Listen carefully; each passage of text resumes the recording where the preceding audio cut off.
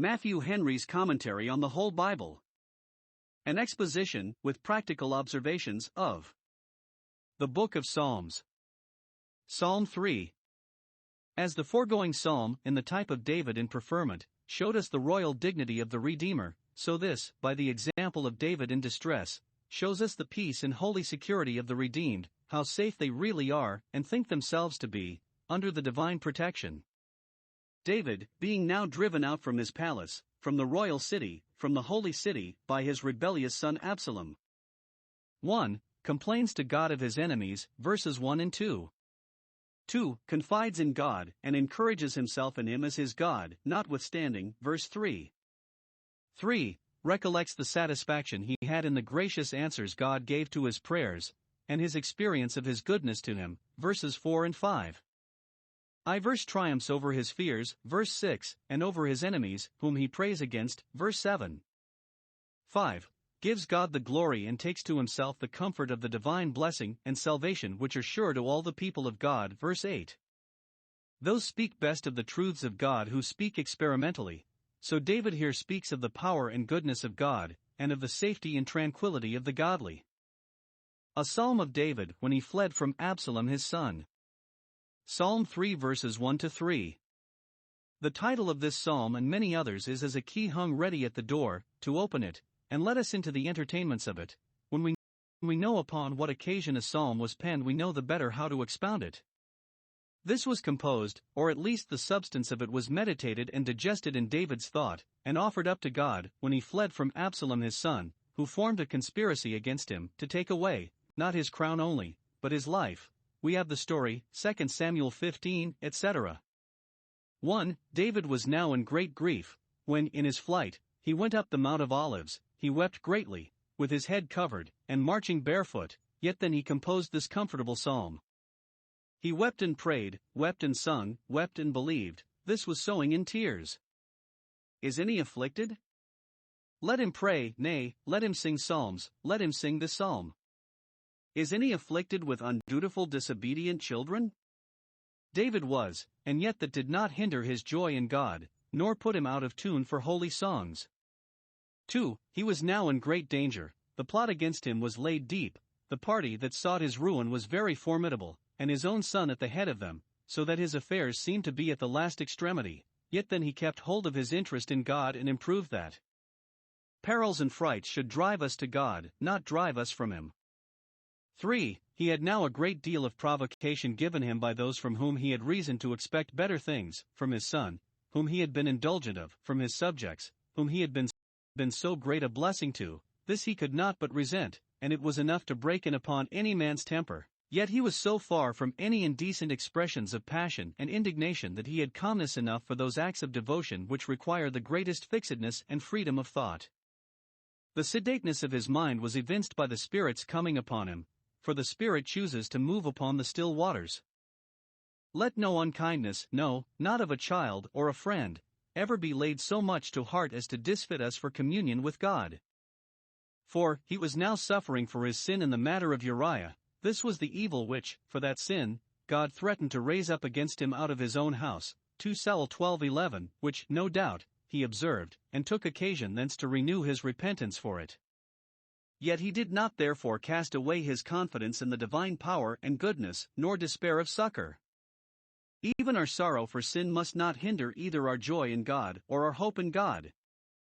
5. He seemed cowardly in fleeing from Absalom and quitting his royal city, before he had had one struggle for it, and yet, by this psalm, it appears he was full of true courage arising from his faith in God.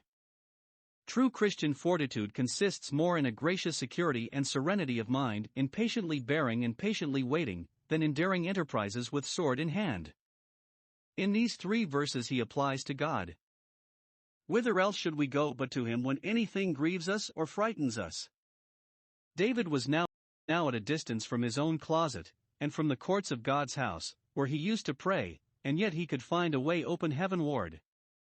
Wherever we are we may have access to God, and may draw nigh to him whithersoever we are driven. David, in his flight, attends his God. 1. With a representation of his distress, verses 1 and 2. He looks round, and as it were takes a view of his enemy's camp, or receives information of their designs against him, which he brings to God, not to his own council board. 2 things he complains of concerning his enemies. 1. That they were very many. Lord, how are they increased? Beyond what they were at first, and beyond whatever he thought they would have been. Absalom's faction, like a snowball, strangely gathered in its motion. He speaks of it as one amazed, and well he might, that a people he had so many ways obliged should almost generally revolt from him, rebel against him, and choose for their head such a foolish and giddy young man as Absalom was. How slippery and deceitful are the many! And how little fidelity and constancy are to be found among men! David had had the hearts of his subjects as much as ever any king had, and yet now, of a sudden, he had lost them. As people must not trust too much to princes, Psalm 146 verse 3, so princes must not build too much upon their interest in the people. Christ, the Son of David, had many enemies. When a great multitude came to seize him, when the crowd cried, crucify him, how were those then increased that troubled him? Even good people must not think it strange if the stream be against them, and the powers that threaten them grow more and more formidable. 2. That they were very malicious. They rose up against him, they aimed to trouble him, but that was not all. They said of his soul, there is no help for him in God. That is, 1. They put a spiteful and invidious construction upon his troubles, as Job's friends did upon him, concluding that, because his servants and subjects forsook him thus, and did not help him, God had deserted him, and abandoned his cause, and he was therefore to be looked on, or rather to be looked off, as a hypocrite and a wicked man. 2. They blasphemously reflected upon God as unable to relieve him. His danger is so great that God himself cannot help him. It is strange that so great unbelief should be found in any, especially in many, in Israel, as to think any party of men too strong for omnipotence to deal with. 3. They endeavored to shake his confidence in God and drive him to despair of relief from him. They have said it to my soul, so it may be read. Compare Psalm 11 verse 1, Psalm 42 verse 10. This grieved him worst of all, that they had so bad an opinion of him as to think it possible to take him off from that foundation. The mere temptation was a buffeting to him, a thorn in his flesh, nay, a sword in his bones. Note, a child of God startles at the very thought of despairing of help in God. You cannot vex him with anything so much as if you offer to persuade him that there is no help for him in God. David comes to God, and tells him what his enemies said of him, as Hezekiah spread Rabshakeh's blasphemous letter before the Lord. They say, there is no help for me in thee, but, Lord, if it be so, I am undone. They say to my soul, there is no salvation, for so the word is, for him in God. But, Lord, do thou say unto my soul, I am thy salvation, Psalm 35 verse 3, and that shall satisfy me, and in due time silence them. To this complaint he adds Selah, which occurs about 70 times in the book of Psalms. Some refer it to the music with which, in David's time, the Psalms were sung, others to the sense, and that it is a note commanding a solemn pause. Selah mark that, or, stop there, and consider a little. As here, they say, there is no help for him in God, Selah. Take time for such a thought as this. Get thee behind me, Satan. The Lord rebuke thee. Away with such a vile suggestion. 2. With a profession of his dependence upon God, verse 3. An active believer, the more he is beaten off from God, either by the rebukes of providence or the reproaches of enemies, the faster hold he will take of him, and the closer will he cleave to him. So David here, when his enemies said, there is no help for him in God, cries out with so much the more assurance, but thou, O Lord, art a shield for me. Let them say what they will, I am sure thou wilt never desert me, and I am resolved I will never distrust thee. See what God is to his people, what he will be, what they have found him, what David found in him. 1. Safety. Thou art a shield for me, a shield about me, so some, to secure me on all sides, since my enemies surrounded me. Not only my shield, Genesis 15 verse 1, which denotes an interest in the divine protection, but a shield for me, which denotes the present benefit and advantage of that protection. 2. Honor. Thou art my glory. Those whom God owns for his are not safe and easy, but really look great, and have true honor put upon them, far above that which the great ones of the earth are proud of. David was now in disgrace. the crown had fallen from his head, but he will not think the worse of himself while he is God for his glory. Isaiah 60 verse 19. Thou art my glory, thy glory I reckon mine. So this is what I aim at, and am ambitious of, whatever my lot is, and whatever becomes of my honor, that I may be to my God for a name and a praise. 3. Joy and deliverance. Thou art the lifter up of my head. Thou wilt lift up my head out of my troubles, and restore me to my dignity again, in due time, or at least, thou wilt lift up my head under my troubles, so that I shall not droop nor be discouraged, nor shall my spirits fail. If, in the worst of times, God's people can lift up their heads with joy, knowing that all shall work for good to them, they will own it is God that is the lifter up of their head, that gives them both cause to rejoice and hearts to rejoice. In singing this, and praying it over, we should possess ourselves with an apprehension of the danger we are in from the multitude and malice of our spiritual enemies, who seek the ruin of our souls by driving us from our God, and we should concern ourselves in the distresses and dangers of the Church of God, which is everywhere spoken again, everywhere fought against, but, in reference to both, we should encourage ourselves in our God, who owns and protects, and will in due time crown his own interest both in the world and in the hearts of his people. Psalm 3 verses 4-8. David, having stirred up himself by the irritations of his enemies to take hold on God as his God, and so gained comfort in looking upward when, if he looked round about him, nothing appeared but what was discouraging, here looks back with pleasing reflections upon the benefit he had derived from trusting in God, and looks forward with pleasing expectations of a very bright and happy issue to which the dark dispensation he was now under would shortly be brought. I see with what comfort he looks back upon the communion he had with God, and the communications of his favor to him, either in some former trouble he had been in, and through God's goodness got through, or in this hitherto. David had been exercised with many difficulties, often oppressed and brought very low, but still he had found God all sufficient. He now remembered with pleasure 1. That his troubles had always brought him to his knees, and that, in all his difficulties and dangers, he had been enabled to acknowledge God, and to lift up his heart to him, and his voice too. This will be comfortable reflection. When we are in trouble, I cried unto God with my voice. Care and grief do us good and no hurt when they set us a-praying, and engage us, not only to speak to God, but to cry to him, as those that are in earnest. And though God understands the language of the heart, when the voice is not heard, 1 Samuel 1 verse 13, and values not the hypocritical prayers of those who cause their voice to be heard on high, Isaiah 58 verse 4, Vox et praeterea nihil mere sound, yet, when the earnestness of the voice comes from the fervency of the heart, it shall be taken notice of, in the account, that we cried unto God with our voice. 2. That he had always found God ready to answer his prayers.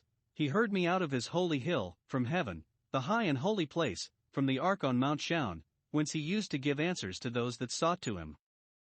David had ordered Zadok to carry back the ark into the city when he was flying from Absalom, 2 Samuel 15 verse 25, knowing that God was not tied, no, not to the ark of his presence, and that, notwithstanding the distance of place, he could by faith receive answers of peace from the holy hill. No such things can fix a gulf between the communications of God's grace towards us, and the operations of his grace in us, between his favor and our faith. The Ark of the Covenant was in Mount Zion, and all the answers to our prayers come from the promises of that covenant. Christ was set King upon the holy hill of Zion, Psalm 2 verse 6, and it is through him, whom the Father hears always, that our prayers are heard. 3. That he had always been very safe and very easy under the divine protection. Verse 5, I laid myself down and slept, composed and quiet, and awaked refreshed, for the Lord sustained me. 1. This is applicable to the common mercies of every night, which we ought to give thanks for alone, and with our families, every morning. Many have not where to lay their head, but wander in deserts, or, if they have, dare not lie down for fear of the enemy, but we have laid ourselves down in peace. Many lie down and cannot sleep, but are full of tossings to and fro till the dawning of the day, through pain of body, or anguish of mind, or the continual alarms of fear in the night, but we lie down and sleep in safety, though incapable of doing anything then for our own preservation. Many lie down and sleep, and never awake again. They sleep the sleep of death, as the firstborn of the Egyptians. But we lie down and sleep, and awake again to the light and comfort of another day. And whence is it, but because the Lord has sustained us with sleep as with food? We had been safe under his protection and easy in the arms of his good providence. 2. It seems here to be meant of the wonderful quietness and calmness of David's spirit, in the midst of his dangers. Having by prayer committed himself and his cause to God, and being sure of his protection, his heart was fixed, and he was easy. The undutifulness of his son, the disloyalty of his subjects, the treachery of many of his friends, the hazard of his person, the fatigues of his march, and the uncertainty of the event, never deprived him of an hour's sleep, nor gave any disturbance to his repose, for the Lord, by his grace and the consolations of his Spirit, powerfully sustained him and made him easy. It is a great mercy when we are in trouble to have our mind stayed upon God, so as never either to eat or sleep with trembling and astonishment. 3. Some of the ancients apply it to the resurrection of Christ. In his sufferings he offered up strong cries, and was heard, and therefore, though he laid down and slept the sleep of death, yet he awaked the third day, for the Lord sustained him, that he should not see corruption. For, that God had often broken the power and restrained the malice of his enemies, had smitten them upon the cheekbone, verse 7, had silenced them and spoiled their speaking, blemished them, and put them to shame, smitten them on the cheek reproachfully, had disabled them to do the mischief they intended, for he had broken their teeth. Saul and the Philistines, who were sometimes ready to swallow him up, could not effect what they designed. The teeth that are gnashed or sharpened against God's people shall be broken. When, at any time, the power of the church's enemies seems threatening, it is good to remember how often God has broken it, and we are sure that his arm is not shortened. He can stop their mouths and tie their hands. 2. See with what confidence he looks forward to the dangers he had yet in prospect. Having put himself under God's protection and often found the benefit of it. 1. His fears were all stilled and silenced, verse 6. With what a holy bravery does he bid defiance to the impotent menaces and attempts of his enemies. I will not be afraid of 10,000s of people, that either in a foreign invasion, or an intestine rebellion set themselves, or encamp, against me round about. No man seemed less safe, his enemies are numerous, 10,000s, they are spiteful and resolute, they have set themselves against me, nay, they have prevailed far, and seem to have gained their point, for they are against me round about on every side, thousands against one, and yet no man was more secure. I will not be afraid, for all this, they cannot hurt me, and therefore they shall not frighten me. Whatever prudent methods I take for my own preservation, I will not disquiet myself. Distrust my God, nor doubt of a good issue at last. When David, in his flight from Absalom, bade Zadok carry back the ark, he spoke doubtfully of the issue of his present troubles, and concluded, like a humble penitent, Here I am, let him do to me what seemeth to him good, 2 Samuel 15 verse 26. But now, like a strong believer, he speaks confidently, and has no fear concerning the event. Note, a cheerful resignation to God is the way to obtain a cheerful satisfaction and confidence in God. 2. His prayers were quickened and encouraged, verse 7. He believed God was his Savior, and yet prays, nay, he therefore prays, Arise, O Lord. Save me, O my God.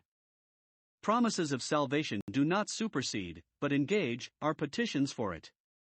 He will for this be inquired of. 3. His faith became triumphant.